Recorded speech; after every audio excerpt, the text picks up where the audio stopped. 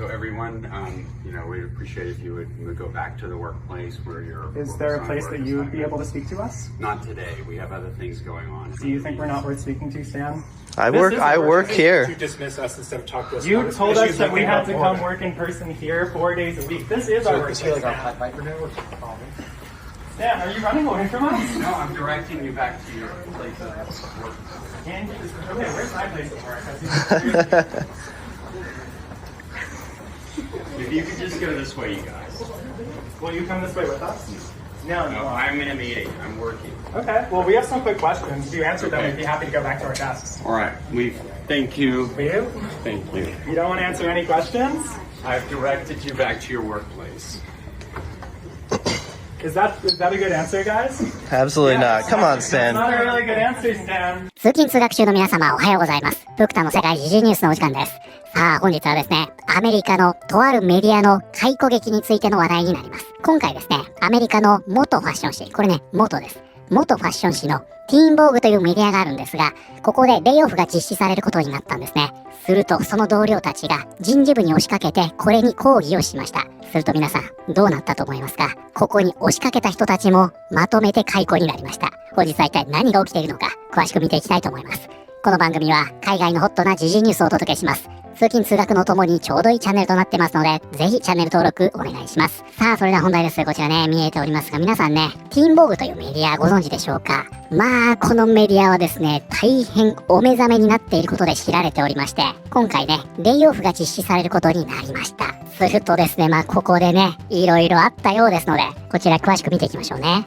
ティーンボーグのレイオフをめぐって人事責任者に直接問いただした後、トランスのコンデナストスタッフを含む4人が解雇された。このね、コンデナストというのはコンデナストパブリケーションズといって、ボーグとかね、ニューヨーカー、あとね、このチャンネルではすっかりおなじみとなりましたグラマー誌、こういったブランドを所有するマスメディア企業です。そしてこちらね、コンフロンテン、以前ね、キーワードで勉強しましたが、これはね、共に向き合う、対峙するという意味ですね。詰めかけるとか、つまりティーンボーグのレイオフに抗議したトランスのスタッフを含む4人が解雇されたと。木曜日、約20人のコンデナストのスタッフがマンハッタンのワンワールドトレードセンターにある、これ911の跡地に立っているビルですね。ワンワールドトレードセンターにある人事責任者のオフィスに押しかけ、ティーンボーグでの解雇に抗議した。そのうち4人が解雇され、さらに5人が3日間の停職処分を受けた。ティーンボーグは政治担当の記者たちをレイオフした。彼らは2016年にドナルド・トランプが初めて大統領選に勝利した後に採用されたスタッフだった。また、ティーンボーグは今後、ボーグ本誌に再統合される。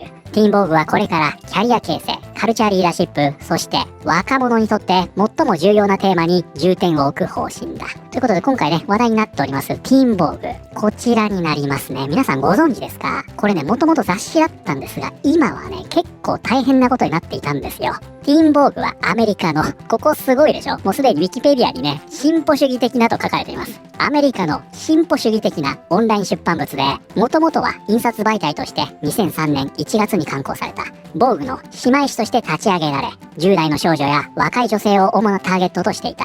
ボーグと同様、ファッションやセレブに関する記事を掲載していた。そしてここですね。しかし、2015年以降、販売数が急激に減少したことから、雑誌は印刷版の流通を縮小し、オンラインコンテンツに注力するようになった。そのオンラインの展開は大幅に拡大し、同時に取り扱う内容もファッションや美容から政治や時事問題へと広がっていった。2017年11月、ティーンボーグは新たなコスト削減策の一環として印刷版を終了。オンライン限定の媒体となることが発表された。ということでですね、このね、ティーンボーグというのは先ほどもありましたが、ボーグ誌の姉妹誌となっておりまして、もともとはね、若い女性向けのファッション誌だったんですね。なんですが、現在はですね、そのティーンという名前を残したまま、政治や時事問題を扱うオンラインサイトになっていったと。でね、ここが重要です。じゃあ、どんな政治背景があったのということですよ。するとね、ここ進歩主義と書かれています。つまりは、左翼政治がテーマになっていて、これを美化してね、人々に教育していくような、こういうサイトになっていたんですね。当然ね、真っ先に思いつくのはこちらじゃないかなと思います。これはね、性教育の重要性について書かれている記事になっているんですが、つまりは LGBTQ を包括していく教育をしましょうと。こういった内容なんですね。そしてこちらですね、ここね、abolish the police とありますが、これつまりね、これですね、以前も少し触れたと思いますが、警察廃止、これをね、非常に肯定的に伝える記事となっているんですね。で、これはね、何かと言いますと、警察を廃止してね、無秩序にしましょうというものではありません。それを別のね、公共制度に置き換えようと、こういった思想なんですね。ちなみに我らが親善大使、レイチェル・ゼグラーさんも、これをね、声高に訴える人物として知られています。主にね、白人至上主義を批判する思想と結びついておりまして、これはまさにね、レイチェル・ゼグラーさんの警察廃止騒動と結びついているものになっています。あれは白人のね、とある青年を批判するという流れでしたよね。そしてね、これだけじゃありませんよ。極めつけです。こちらですね。はい。アンティファですよ。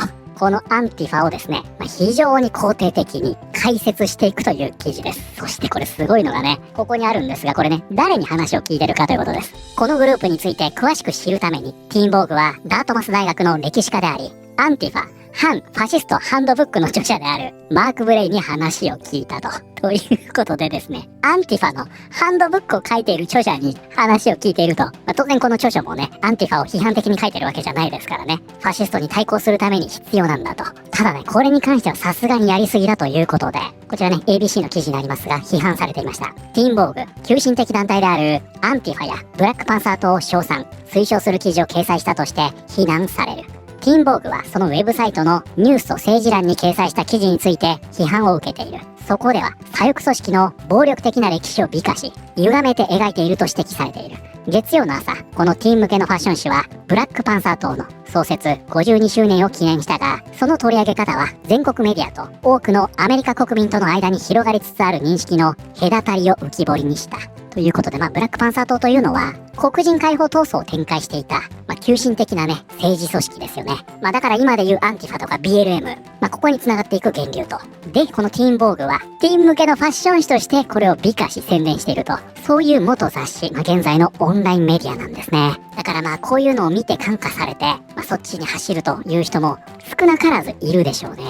プクタもですね、その昔は、このチャンネルでね、海外のネットでは非常に有名な、アンティファと噂される男に随分絡まれましたが、君はアンティファなのって聞いたんですけどね、なんて言ってたかな、もうちょっとね、忘れちゃいましたが、日本のね、某アニメのキャラクターをアイコンにしている、大変有名人ですよ。確かその後、X 永久版になったんでしたっけ？あとゴースト・オブ・妖帝のね、主人公を演じている女優さん、あの人も自分でね、私はアンティファだと言っておりましたよね。そして、このティーンボーグはね、そのアンティファを肯定的に伝えていたと。そして今回ここにレイオフがあり、それに抗議するために集まった同僚がカウンターで解雇されました。こういったお話なんですね。そしてこちらね、インディペンデントになりますが、組合の見解がね、こちらに書かれています。経営陣は私たちの組合員のうち6人をレイオフする計画だが、その大半はバイポックの女性。これつまり有色人種の女性ということですね。や、トランスジェンダーであり、ティーンボーグの政治担当責任者も含まれている。これは、コンデ社におけるレイオフが、立場の弱い従業員に影響を与え続けている傾向の延長だと組合は月曜日の声明で述べた。ということで組合としてはね、今回のレイオフについてはもう明確にね、レイスカード、そしてジェンダーカードを切っているという状態になっています。でね、このティーンボーグというのは、第一次トランプ政権ですね。あそこに合わせて、舵を切って再編されているんですね。で、これはですね、冒頭にね、見ていただいたかもしれませんが、動画には後半がありまして、明確にそれが現れています。Is that a good answer, guys? Absolutely not. Come on, Stan. Not a really good answer, Stan. We're Stan, these are concerned you. about our colleagues. Yeah. We're Yeah, concerned we're concerned about about our company, and job. you're Disengaging with the employees who work here. Did you let go of Team Vogue for political reasons? What are you going to do to stand up to the Trump administration? ということで、そのね、政治思想というのは明確に反トランプで、そしてトランプを批判すること、ファシストに立ち向かうことこそが自分たちの使命なんだ。このようにですね、自分たちのことを、正義の執行者のようにね、感じているというのがよくわかるんじゃないかなと思います。こちら、ザ・ラップがこれを伝えています。この世代の従業員全体が人生において極めて基本的なことを学ぶ必要がある。あなたが仕事を持てている理由は、あなたより有能で頭のいい誰かが金を稼ぐ方法を見つけて、あなたをその手伝いとして雇ったからだ。もし本当にあなたの方が有能で頭がいいというなら、自分で競合するビジネスを立ち上げればいい。そうでないなら、自分の価値を高める方法を学べ。そして礼儀を身につけろ。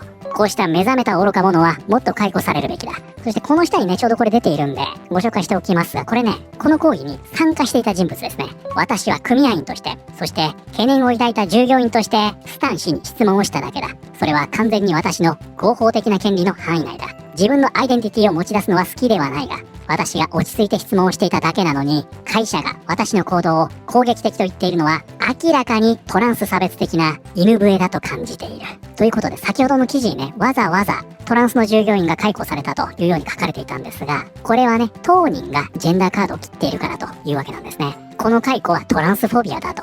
俺たちはずっと警告してきたんだ。自分たちは進歩的だと誇りながら、トランスを支持する流れに乗ったリベラルたちに、圧倒的に多くのトランスはイかれていて、厄介でしかない。彼らは行く先々でトラブルを生む。社交の場で少し一緒にいるくらいなら楽しいかもしれないが、距離は取っておけ。彼らは触れるもの全てを台無しにする。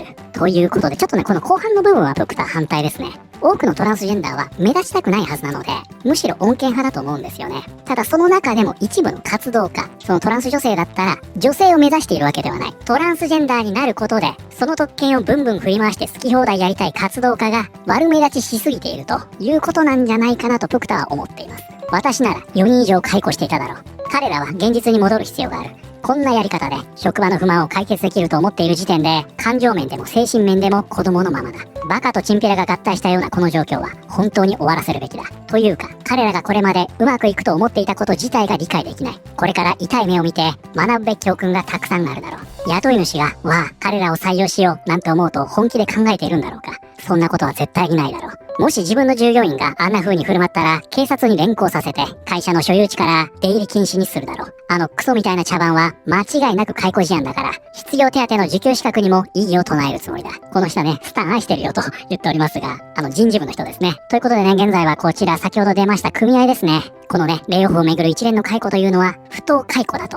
このように会社を非難しているということのようです。はい、ということで本日はですね、大変お目覚めになっていることで知られております、ティーンボーグの従業員らがレイオフに抗議しに行った結果、自らも解雇されてしまったという話題を見てまいりました。いかがだったでしょうか。今回のね、この件に関しましては、会社側はね、組合に対して不当労働行為の申し立てを行ったということなんですね。つまり今回の行動というのは攻撃的であり、妨害的であり、威圧的だと。そして人事部のね、かわいそうな人いましたね。あの人へのハラスメントだということになっているようですが、どうですか皆さん。皆さんが雇い主だったら、これは当然の抗議だとして重要しますか？それとも解雇にしますか？ぜひ感想を聞かせてください。ということで、本日の動画は以上になります。この動画良かったよと思っていただいた方、ぜひチャンネル登録、グッドボタンお願いします。それではまた、通勤通学中にお会いしましょう。